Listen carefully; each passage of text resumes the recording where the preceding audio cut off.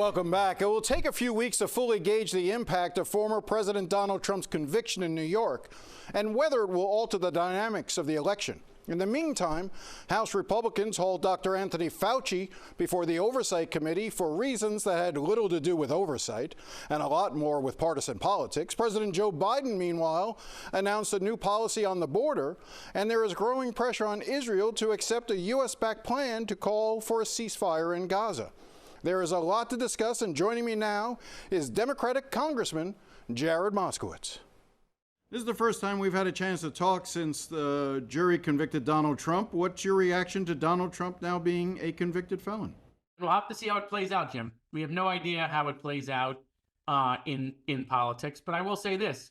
The American justice system is alive. Nobody is above the law, right? He was not found guilty by a prosecutor. He was not found guilty by a partisan judge. He was found guilty by 12 American citizens that sit on a jury, which is how everybody in this country, if they have to go through the experience, deals with. And he's no different. And, you know, at the end of this, regardless what political side you're on, the justice system works. But that is not the message that you get if you listen to Fox News or any of the other right-wing stations. And it's not the message that Republicans have been sending. They've been talking about this. Well, Jim, what do you want them to say? You want them to come out and be like, oh, God, he's a felon?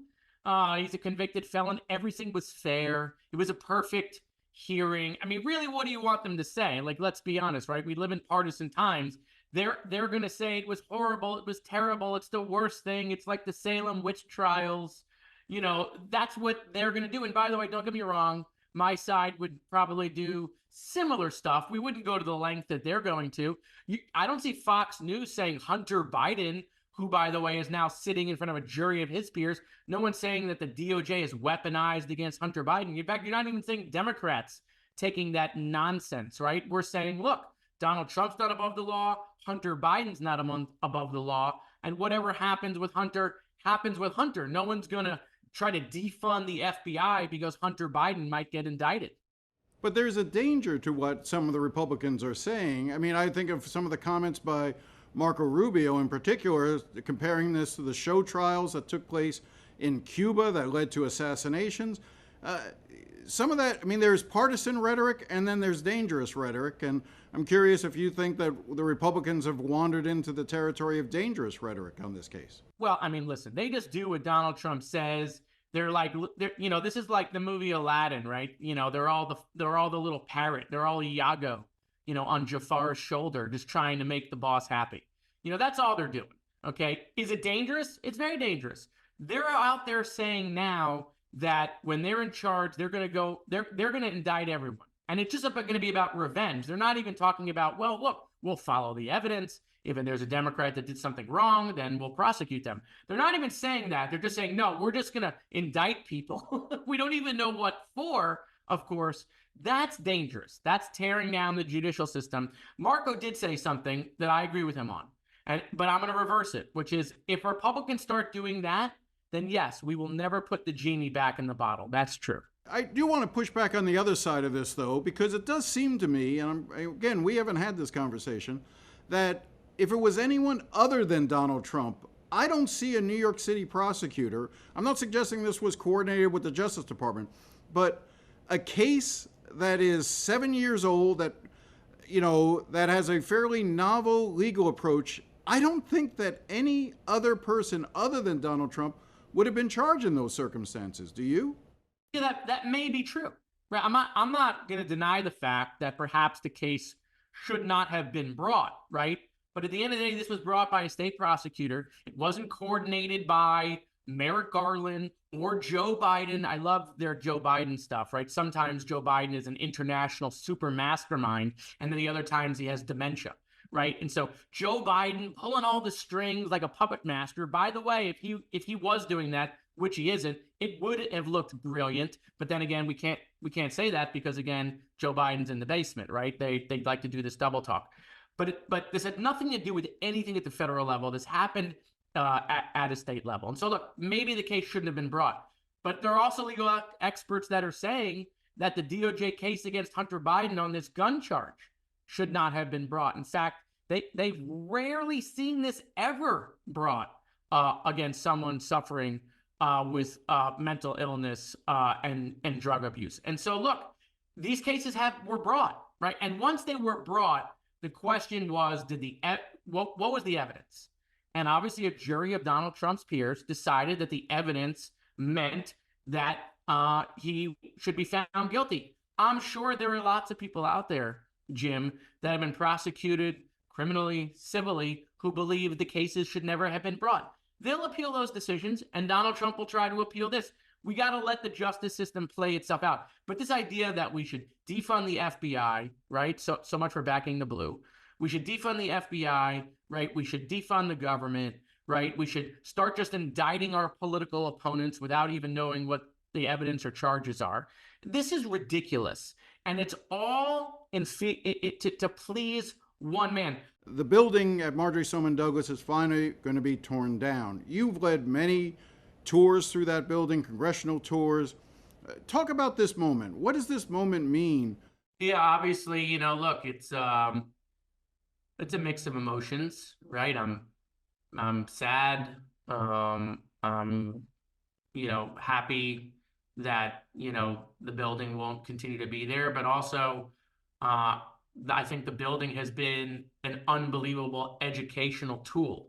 This building should not have still been up, right? The only reason it's still here 6 years later is they used it in the trials to walk the jury through to recreate the unfortunate, horrific experience that those students went through and those parents and family members you had to deal with. And so, look, for the families, right? They never get closure. They say, we don't move on, we move forward, is what they say. But look, this will now be for the folks that are still in the community. They won't have to pass this building anymore. There will eventually be a memorial there. I secured that money 6 years ago in the budget when we passed the Marjory Stoneman Douglas High School Safety Act. But also, we have walked county commissioners, sheriffs, school board members, Homeland Security experts, FBI experts, the Vice President of the United States, the Education Secretary of the United States, security experts, state reps, state senators, through that building to learn the lessons of everything that went wrong and what we can fix to help keep our kids safe. And has anything come from that? Oh yeah, no. There's been a lot of productive conversations that have come from that, both at the education secretary level, at the Department of Education, and amongst members. Look, Congress doesn't work quick. Let's not pretend like this issue is separate from anything else. In the 118th Congress, we've been the least productive Congress in American history. But no, I've had productive conversations with Republicans because I have brought Republicans to that building. And let's not forget, I give credit to the Republicans on passing the Marjory Stoneman Douglas School Safety Act, which raised the age to buy a gun in the state of Florida to 21.